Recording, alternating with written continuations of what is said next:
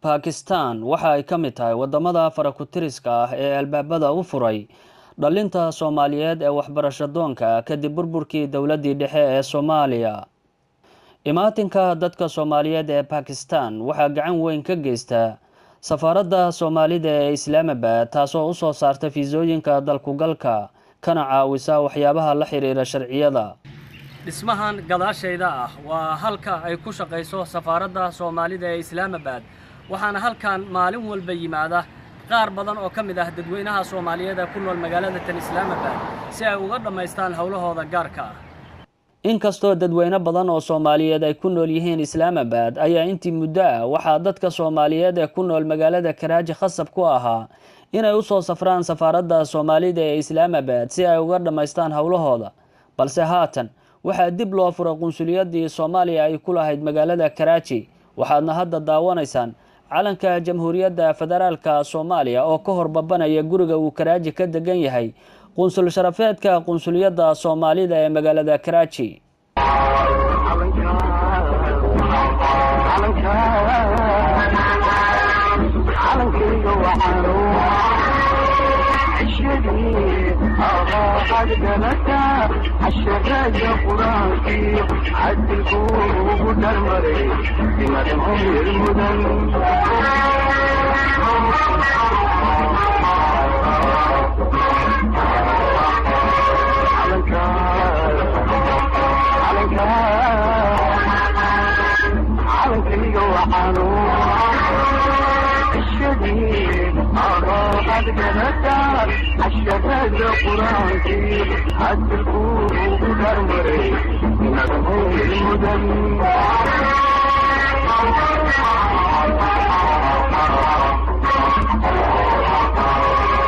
Furitaanka qunsuliyadda waxaa ka soo qayb galay madax sarsare oo ka socday dawladda Pakistan oo ka mid ahaa Nisaar Ahmed, wasiirka cuntada ee dawladda gobolka Sindhi, xubno ka socday wasaaradda ganacsiga iyo sidoo kale safiiro iyo safiiro ku-xigeenno ka kala socday 21 dal oo adduunka. Dhanka Soomaaliya ayaa furitaanka qunsuliyadda waxaa ka qayb galay wafdi ay hogaaminaysay safiiradda Soomaaliya u fadhida Pakistan Marwa Khadija Maxamed Al-Makhzumi, iyadoo sidoo kale wafdigaasi uu ka mid ahaa wasiirkii arrimaha gudaha Soomaaliya ahaana sidoo kale madaxweynihii Galmudug Mudane Cabdikariin Xuseen Guuleed. xafladda furitaanka qunsuliyadda oo ahayd mid si qurux badan loo soo agaasimay ayaa lagu daahfuray heesta calanka Jamhuuriyadda Federaalka Soomaaliya iyadoo dhammaan ka soo qaybgalayaashu u istaageen heesta calanka.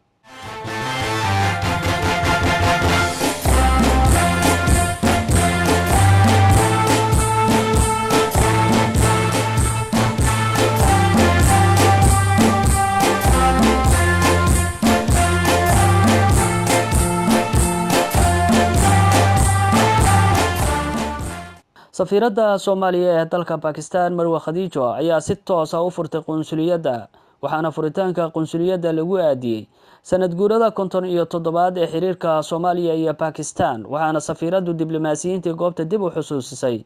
xiriirka soo jireenka ah ee ka dhaxeeya Pakistan iyo Soomaaliya iyadoo sidoo kale amaantay doorka Pakistan ay ka qaadatay soo dhaweynta dhalinta Soomaaliyeed ee waxbarasho doonka. Excellencies from other missions and consulates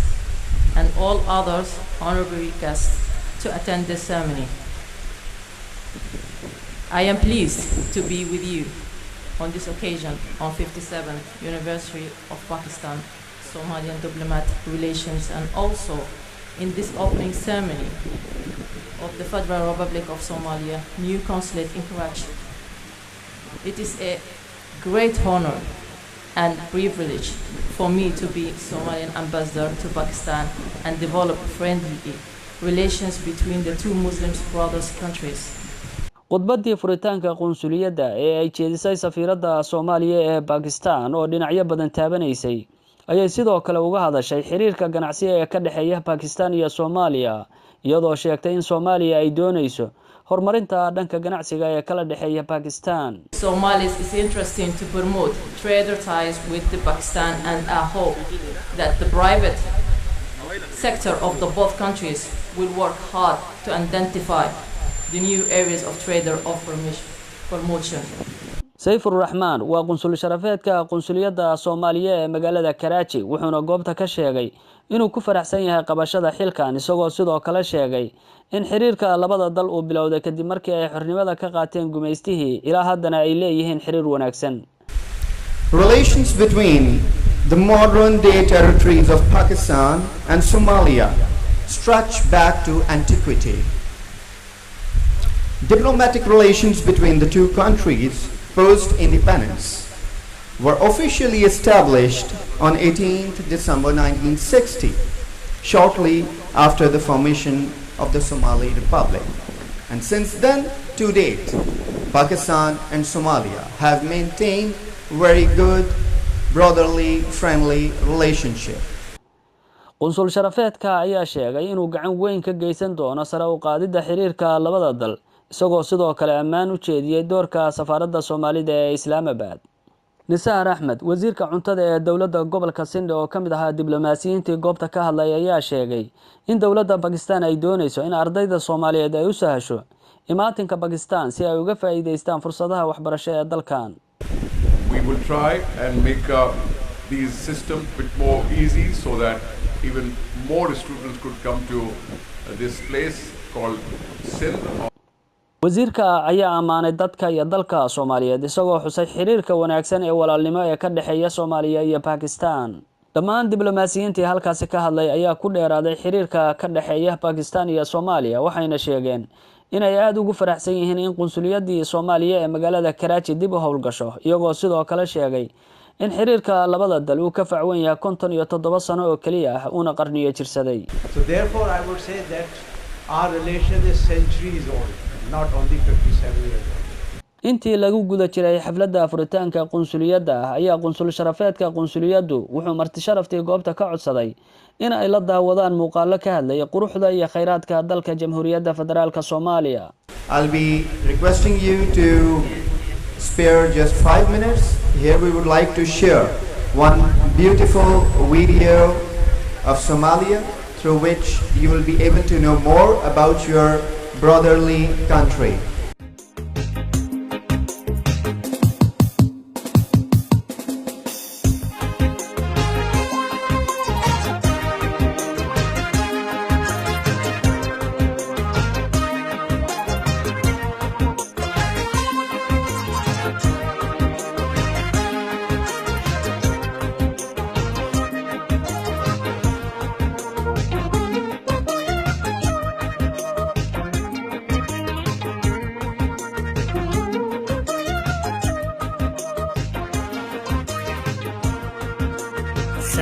Samayo barwaaqyo duludoogu simanyo lagu saleeyo Afrikaan ku sugannahay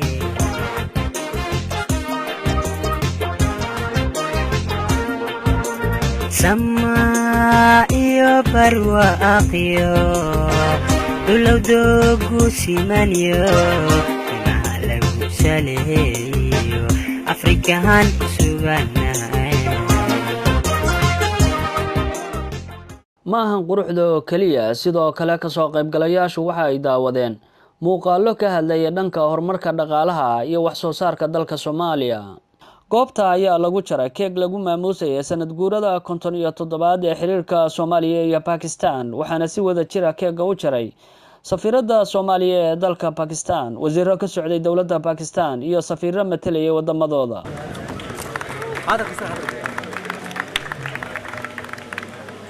si loo weyneeyo xiriirka Soomaaliya iyo Pakistan ayaa sidoo kale safaaradda Soomaalidu soo qaban qaabisay ciyaar kubadda cagta taasoo u dhaxaysay laba kooxood oo kala metelayay Soomaaliya iyo Pakistan. marti sharafta ka qayb gashay ciyaarta ayaa waxaa ka mid ahaa wasiirka ciyaaraha dawladda gobolka Sindh ee Pakistan Mudane Sardar Ahmed, safiiradda Soomaaliya ee Pakistan Marwa Khadija Maxamed Al-Maqsuumi iyo marti sharaf kale. waxaana garoonka soo camiray taageerayaal ka kala socday labada dal kuwaas oo kala taageerayay labada kooxood. ciyaarta oo ahayd mid kulul ayaa labada kooxood ismari waayeen waxayna ugu dambeyn noqotay in lagu kala baxo gool kulaad ama rigore iyadoo kooxdii Soomaaliya ay dhalisay 4 gool halka kooxdii Pakistan ay dhalisay 3 gool sidaas ayaana guusha ku raacday Soomaaliya. guusha kadib ayaa kooxdii ka socotay dalka Soomaaliya waxay garoonka ku soo bandhigeen mid ka mid ah ciyaaraha dhaqanka Soomaaliya.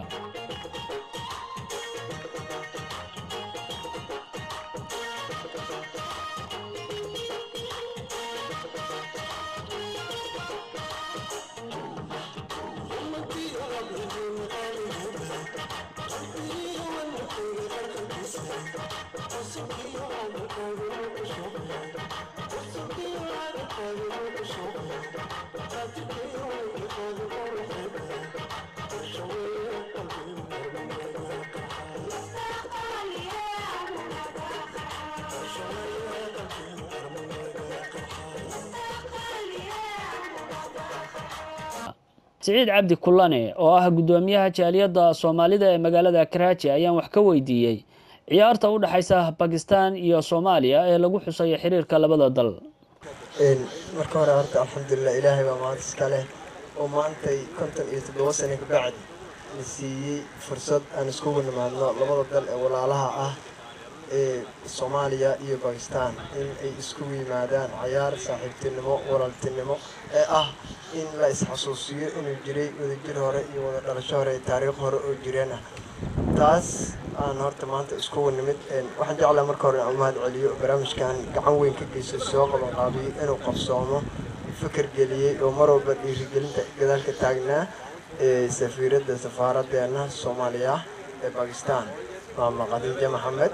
oo runtii waqti dheer ku bixisay maskaxdana ka dambeydana lahayd waa uga mahad celinayaa sidoo kale waxaan rabaa marka hore inaan uga mahad celiyo jaaliyadda Soomaaliyeed dhamaantood oo dhabarka u ritay qaatayna mas'uuliyadda inay qabsoonto ciyaartan taageero ku bixiyay waqti ku bixiyay wax walba la daba taagno oo si isku duubni ah oo wadajir aan dhamaantood uga qayb qaato waan uga mahad celinayaa labada kooxood ciyaar wanaag ay soo bandhigeen iyo sida ay noo qanciyeen runtii ayagana waa uga mahad celinayaa maadaama aad tahay gudoomiyaha jaaliyada Soomaalida ciyaartan ay tahay ciyaartii markii ugu horeysay maxaad rajeynaysaa dhanka Soomaalida maxay u rajeynaysaa horta waxaan ka rajeynayaa waxay tahay guul dhan kasta anagu waxaan markasta kooxaadii meel soo taagto kulay waxay diyaar u tahay waxa weeyaan waa guul waxaan anaga rajeynaynaa waxa weeyaan waa guul baan u rajeynaynaa qaab qurux badan ay u diyaarsan yihiin ciyaartoydeennu qaab qurux badan ay u taagan yihiin qaabka ay u ciyaarayaan iyo sida u kala dambeeyaan ay anshaxay protocolka u ilaalinayaan way yihiin niman qaadi kara oo galabta guusha qaadi kara marka waanan u diyaarinay isaan ciyaartan ugu dambeyntii maxay uga duwan tahay ciyaarihii kale ee kooxaha Pakistan iyo Soomaalida ee marmarka qaar ka garoonada qaar ay ku soo bandhigi jireen wax weyn ay uga duwan tahay ciyaartan horta marka hore waa ciyaar qaran waa ciyaar aan dadka lagu xasuusanayo in 57 sano ka hor maanta ay sidaan oo kale Soomaaliya u wada ciyaari jirtay waa ciyaar u baahan in la xasuusiyo dadka inay jirtay wada dhalasho iyo taariikh hore oo walaaltinimo oo labada dal ka dhaxaysa sidaas waxay keenaysaa qof walbaahi in uu qaab emotional oo dareenkiisa u kacsan yahay meesha ku joogo qof walbaana uu dhiirigelin iyo firfircooni oo ku qabo annagana waxay noo tahay taariikh weyn oo safaaradda u horeydo 57 sano ka bacdi maanta inaan soo qaban qaabino oo aan qabanno runtii taariikh weyn noo tahay safaaradda leh jaaliyadda leh qof walba Soomaaliya oo maanta ka qayb qaatay inta jecel ee maanta Pakistan joogto dhamaanteen daran waxay noo tahay taariikh weyn wasiirka ciyaaraha ee dawladda gobolka Sindhi ee Pakistan oo isna ii waramay ayaa sheegay inuu ku faraxsan yahay si xoojinta xiriirka Soomaaliya iyo Pakistan isagoo sidoo kale sheegay in dhawaan ay qorsheynayaan qabashada ciyaar noocan oo kale ah si ay u sii socoto horumarinta xiriirka labada dal. We will plan a match again very soon and inshallah we will try to continue this legacy now and we will have more friendly matches inshallah. ugu dambeyntii ayaa koobka la guddoonsiiyay ciyaartoydii ka socotay Soomaaliya halka ciyaartoydii ka socotay Pakistan la guddoonsiiyay bil sharaf. furitaanka qunsuliyadda kadib ayaa kulan ay soo qaban qaabisay safaaradda Soomaalidu waxay isugu yimid qaybaha kala duwan ee bulshada Soomaaliyeed ee ku nool Karachi waxaana halkaas bulshada kala hadlay safiiradda Soomaaliya ee Pakistan Marwa Khadijo oo u dardaarantay dadka Soomaaliyeed midnimo iyo wadajir iyadoo inta badan ardayda Soomaaliyeed ee wax ka barata Karachi gaar ahaan wiilasha ay isticmaalaan mootooyinka ayaa safaaradda Soomaalidu caymis gelisay ardayda si haddii ay wax soo gaaraan aysan uga walwalin dhanka dhaqaalaha sida ay goobta ka sheegtay safiiradda Soomaaliya ee dalka Pakistan. Karachi mootooyinka la'aanteed abaar waa warka waxa ku fikirnay sidii ardaydaas loo caawin lahaa wax loogu qaban lahaa waxa aad isku xil saaray sidii badbaadiska ardaydaas loogu badbaadin lahaa marka halka xal helnay wuxuu ahay ardaydaas ina insurance la geliyo ama caymis sida Soomaalidu u taqaano caymis insurance ka arday kasto sidii oo waqtiga arday kasto mooto wato haduu qadar Allah accident ku dhaco caafimaadkiisa full cover in lagu sameeyo isbitaal kasto tago marka maanta waxa rabay ardayda qaar oo mootooyinka wato oo registration ka safaaradda ka ah consulate khaasatan oo register gareysay oo magacooyinkooda detailkood full ahayno ina ardaydaas kaararkaas u gudoono inta kala mootooyinka wato insha Allah waxa jeclaan lahay gudoomiyaha inay la xiriiraan ee is register gareeyaan oo gudoomiyaha listigood soo gudbiyo ayakan caymiska la geliyo waa markii ugu horeysay oo ardayda Soomaaliyeed ee wata mootooyinka ay helaan caawimaad noocan oo kale ah waxaana qaar ka mid ah ardaydaasi heleen kaararka caymiska ama insurance-ga halka ardayda kale ee dhiman ay safiiraddu ka codsatay inay iska diiwaan galiyaan qunsuliyadda Soomaaliya ee magaalada Karachi si ay iyaguna u helaan kaararkaas. Shahiid Mahmoud oo u dhashay Pakistan kana mid ahaa dadkii ka qayb galay kulanka Soomaalida ee Karachi ayaa sheegay in ay ku mashquulsan yihiin ka qayb qaadashada gurmadka abaaraha Soomaaliya isagoo sidoo kale sheegay in xiriirka Soomaaliya iyo Pakistan uu ku saleysan yahay kelmadda tawxiidka ayna mar walba garab taagan yihiin dadka Soomaaliyeed xaalad walba ay ku sugan yihiin. Our relation is La ilaha illallah Muhammad Rasulullah, and it's most powerful and generic relation in world. We are with you in every cheer, in every sorrow. Mas'uulkan ayaa sheegay in dadka Soomaaliyeed ay leeyihiin wadan labaad oo aan ahayn Soomaaliya kaasoo lagu magacaabo Pakistan. Every Somalian have another country that's name is Pakistan. Maahan hadalka oo kaliya sidoo kale ardayda Soomaaliyeed ee Karachi ayaa goobta ku soo bandhigay ciyaarta dhaqanka ee dhaantada.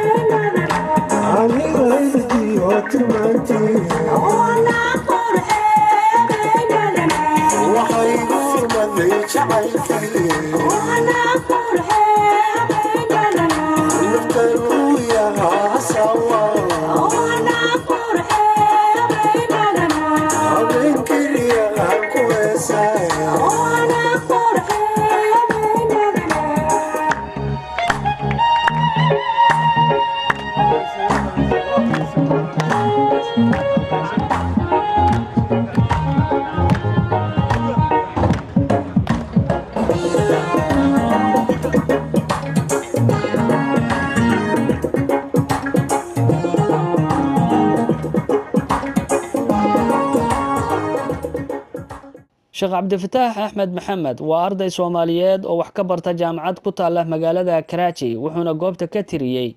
gabay ciwaankiisu ahaa Maandeeq Dhaqaajiya. sida magaceeda waxa la yiraahdaa Maandeeq Dhaqaajiya. Maandeeq waxa weeyaan sida aan ognahay ummadda Soomaaliyeed ama maaragtay wadankan ka soo jeednay geeyeen ka soo jeednaa Maandeeq waxa weeyaan waa xasha dadka Soomaaliyeed waxay ku cabiri jireen gobonimadooda midnimadooda isku duubnidooda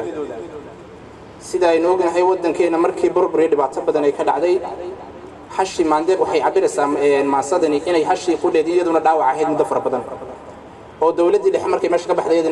ay la burburtay inkastoo aanay geeriyoon laakiin hashi maanta rajadeedii muuqato caafimaadkeedii muuqdo hashi maandeeq maasada waxay leedahay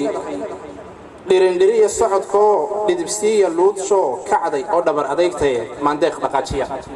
dadkay la hadlaysaa oo hordhiga gandaalkoo dhinacyada ka soo gala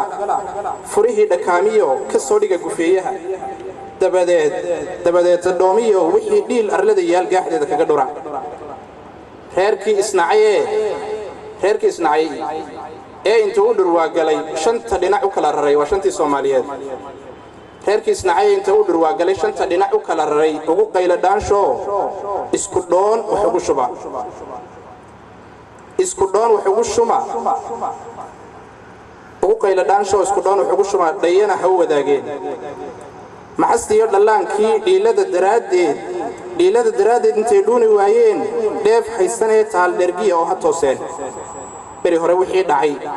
wixii dhiig la daadsiyo burburkii iyo dhibaatadii wax la dhaafay weeye iska dhaafa gocashada kuftin goorta lala dhaco haddii aan laf dheer jabin dhacdiid looma jiifee waa laga dhaqaaqaa qarankii dhisnaan jiray markii dhayalka lagu riday ee qoys la dhaafsaday dhaxalkiisii aragnaye wax xumaata dhalin kara dib dambaysayay dhicin isku dhaca qabiilkiyo isku dhiibka laba qolo dhiiliya colaadaha ka dheeraada weligiin dhibanaha wixiisii laga dhacay usoo tuba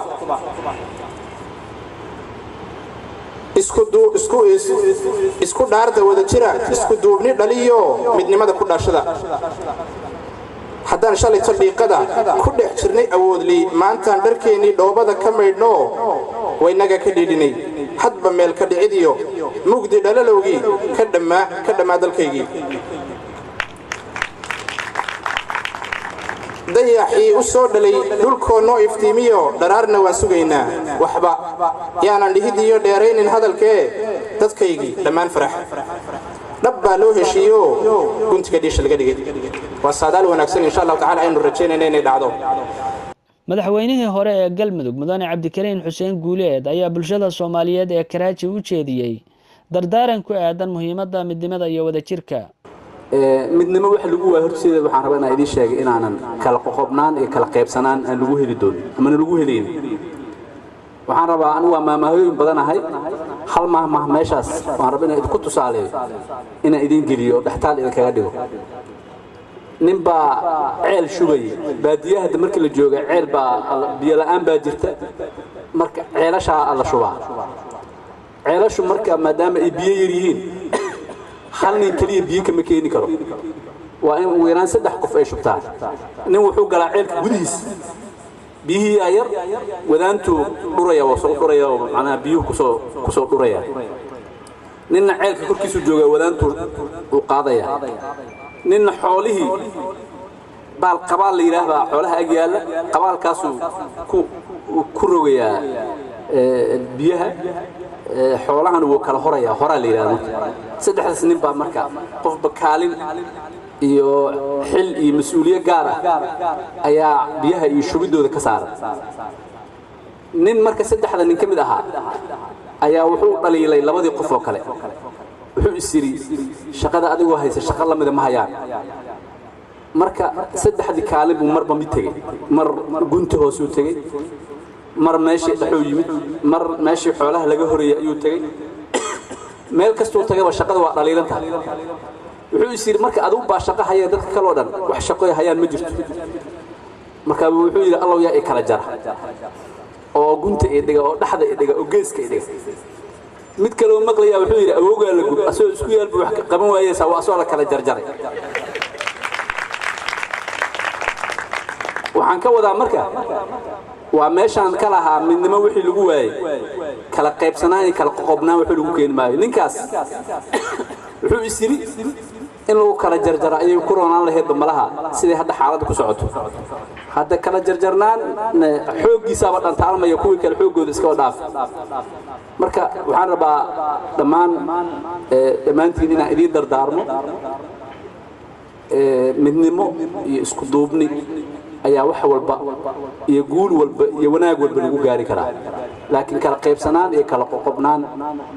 runtii wanaag iyo guul midna lagu gaari karo cabdikariin guuleed ayaa sidoo kale ardayda Soomaaliyeed u dardaarmay inay ka soo dhalaalaan wixii ay u yimaadeen dalkan ayna ka faa'iideystaan fursadaha waxbarasho qof kasta oo arday ah wuxuu waalidkii uga soo tagay wuxuu dalkiisa uga soo tagay inuu xusuusnaado horta laga rabaa wuxuu uga soo tagay waxay tahay inuu meeshaan cilmi iyo aqoon u ka korsado naftiisa anfacada waalidkiisa anfacada dadkiisa anfacada dalkiisa anfacada marka waajibka koobaad ee lagu soo diray halkan joogto waa u timid waa inaad aqoontaas iyo cilmigaas lagu soo diray oo waalidka ay kugu ogyihiin oo ummadda Soomaaliyeed ay kugu ogtahay oo qaar badan oo idinka kamid ah waxaad waxbarashada ku haysataan scholarship magaca ummadda Soomaaliyeed lagu bixiyay ayaad waxbarashada ku haysataan inkastoo qaar badan oo kamid ah dadku ay ayagu iska bixiyaan waxbarashadooda iska bixiyaan haddii aad waxbarashada aad waxta iska bixisana waxbarashada laga bixiyaa dhidid aabaha iyo hooyada ayay ku timid waxa runtii dhici karta anaguba inay jiri karto qaar badan oo idinka kamid ah hooyooyinkood oo dib iyo silciisa xariir badan ku soo shaqeeyay iyo aabayaalkood oo dib iyo silciisa xariir badan ku soo shaqeeyay waxa ay soo shaqeeyeen dhididkoodii inay tahay waxa wax ku baranaysa waxa ay intaas marka ay kugu dhibtoonayaan oo kugu rafaadayaan waa in ay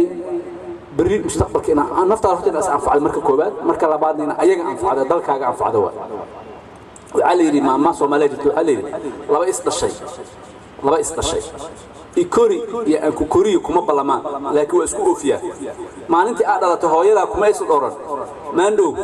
anigu waxaan naaska ku siinaya on dhabarka kugu qaadaya oo ma aragtay aan ku kabinaya oo ku korinaya ina bari ikoriso marka balanta ma iga qaadaysa ina bari ikorin doontidood itaban taabinto ma iga qaadaysa kuma oran ma balantaas kula gasho hooyada kulmaysi geli laakiin waxay ku jiiftaa oo ay waxa soo dhan kugu qabanaysaa inaad mustaqbalka waalidka wax tarto ay ku jiiftaa hadda nafti gaba waxa nafkana ma kalkaale hadda bataadii gabtay oo waxbarashadii iyo beeskaagii nolosha wixii ku noqon lahaa aad adigu gabto magaalada wax u tar kartaa ma waxbaad u qaban kartaa xogaaga yarka ay dhigka ay soo qaadana adiga Pakistan ku baabiyay waxna ma aad bar soo ayaan darma xaqiiqo waxa ay habaarkeeda ku qabanayo waalidkaas dhigkiisa iyo dhacaankiisa kugu beelay habaarkiisa inuu ku qabanaya xaqiiqo ah inaad wax faa'iido iska wadaafay marka dardaarankayga labaad wuxuu yahay meeshaan inaad waxa u timaadeen inaad xusuusnaataan oo ah inaad aqoon idinkeedii anfacada dalkiina anfacada waalidkiina anfacada ummadiina anfacada halkan ka qaadaan